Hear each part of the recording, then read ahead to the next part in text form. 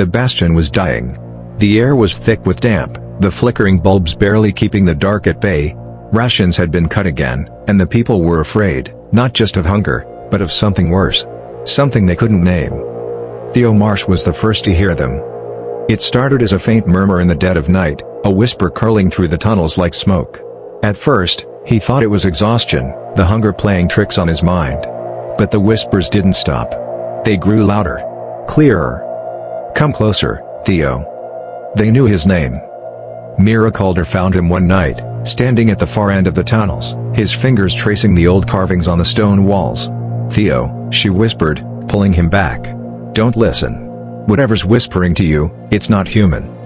But the carvings pulsed beneath his touch, ancient symbols shifting in the dim light, almost breathing.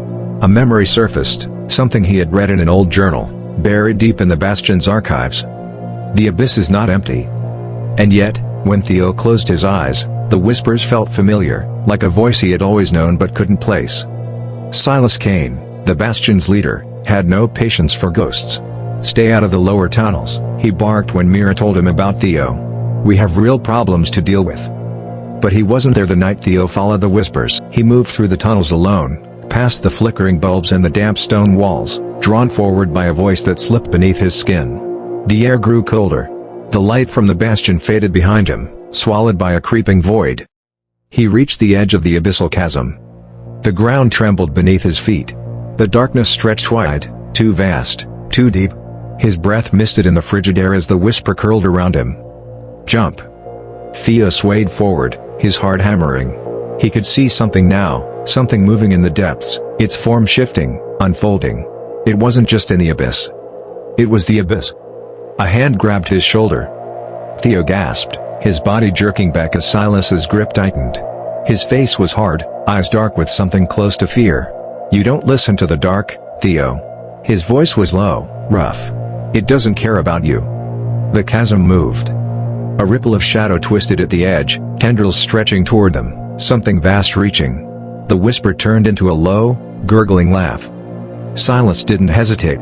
He yanked Theo back, dragging him away from the abyss, his breath ragged. The whispers screamed. The tunnel lights flickered violently as they ran, shadows stretching unnaturally long. The stone groaned beneath them. The bastion was shaking. They barely made it back before the ceiling behind them collapsed. For a long moment, no one spoke. The others had gathered, their faces pale with confusion and fear. The dust settled in the silence. Then Theo whispered, barely more than breath, "It let us go."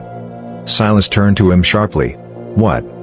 Theo looked back at the sealed tunnel, where the whispers had fallen silent. But the weight of the dark still pressed against his mind.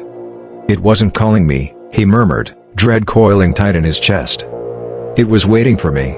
For more content, like, subscribe our channel.